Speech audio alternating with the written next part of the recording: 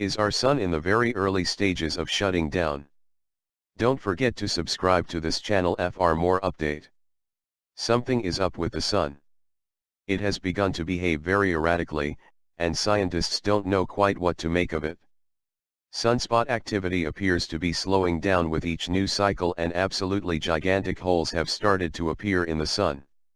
At the moment, the sun is approaching the peak of its 11-year cycle, and an increasing number of scientists are becoming concerned about what the next cycle will bring.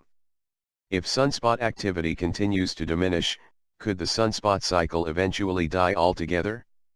Is it possible that we could be approaching another ice age? Even worse, could the increasingly erratic behavior of the sun be an indication that the sun is dying? Traditionally, scientists have taught that the sun won't die until billions of years from now, but in recent years astronomers have observed stars similar to our own sun suddenly begin to behave very erratically and then rapidly die. Is it possible that the same thing could happen to our sun? It is a fact that the current solar cycle has been the weakest in 100 years. This has many scientists searching for answers. The sun is acting weird. It typically puts on a pageant of magnetic activity every 11 years for aurora watchers and sungazers alike, but this time it overslept. When it finally woke up, a year late, it gave the weakest performance in 100 years. What's even weirder is that scientists, who aren't usually shy about tossing hypotheses about, are at a loss for a good explanation. Of course, most scientists insist that everything is going to be okay and that we don't have a thing to be worried about, but others are not so sure. For example, Matthew Penn of the National Solar Observatory believes that a new ice age may be on the way. Penn offered another, more catastrophic option: the sunspot cycle might die altogether. His team uses sunspot spectra to measure their magnetic fields, and his data show a clear trend: the magnetic field strength in sunspots is waning. If this trend continues, there will be almost no spots in cycle 25, and we might be going into another Maunder minimum, Penn states. The first Maunder minimum occurred during the second half of the 17th century. Almost no spots were seen on the sun during this time, which coincided with Europe's Little Ice Age. Another strange phenomenon that astronomers are watching closely is the appearance of absolutely massive holes in the sun. Just recently, a massive hole that covered nearly a fourth of the entire surface of the sun made headlines all over the globe. A space telescope aimed at the sun has spotted a gigantic hole in the solar atmosphere, a dark spot that covers nearly a quarter of our closest star, spewing solar material and gas into space.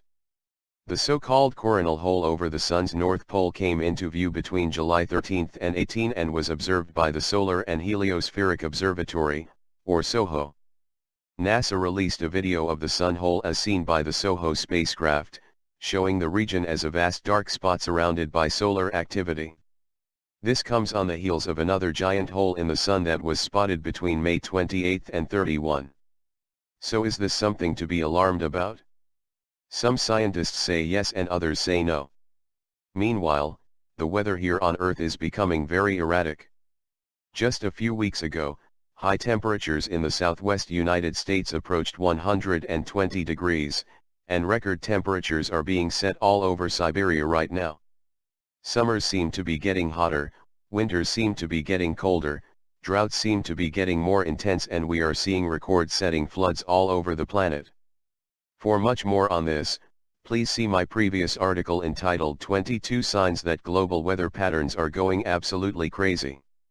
In addition, as I mentioned in a previous article, we seem to be witnessing an increase in the number of earthquakes and volcanic eruptions along the Ring of Fire this year. Recent examples include New Zealand, Peru, and Japan. Does all of this have anything to do with the activity of the sun? Some people think so. And what does all of this mean for the future of the United States? In my new novel, there is a major earthquake along the New Madrid fault line and a major volcanic eruption on the west coast. I included those disasters in my book for a reason.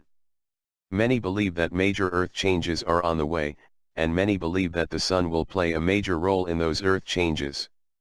Also, Could it be possible that the activity of the sun has something to do with the mysterious hum that people are hearing all over the globe? It creeps in slowly in the dark of night, and once inside, it almost never goes away.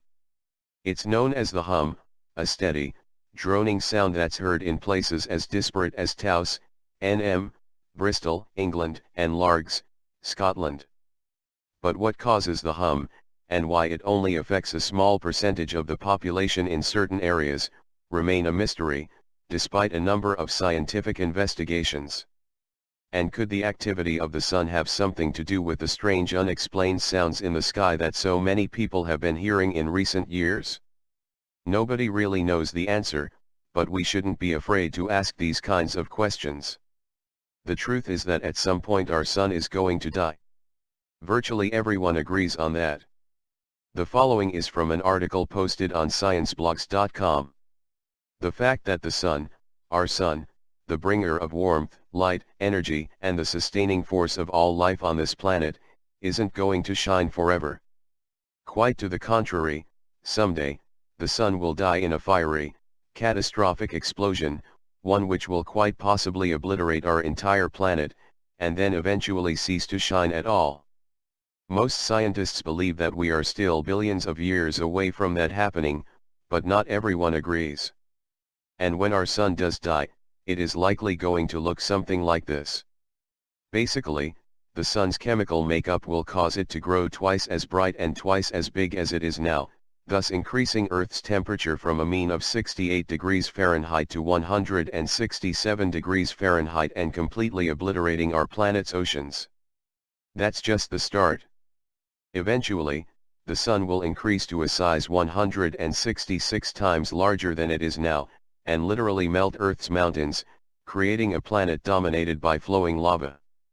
As the sun grows bigger, its atmosphere will be shot off into space, pushing everything around it further away. Once that period ends, and once the sun basically runs out of fuel, it'll approach the end of its cycle, and actually increase even more to 180 times the size it is now while also becoming thousands of times brighter. Could it be possible that our sun is in the very early stages of shutting down already? There are some people out there that are absolutely convinced that our sun is using up its hydrogen fuel at a much faster rate than previously believed. And there are some people out there that are absolutely convinced that once the hydrogen gets down to a certain level that it will set off a chain reaction that will ultimately lead to the death of our sun. So how soon could that happen? Is it possible that the sun is rapidly running out of time? Please feel free to share what you think by posting a comment below.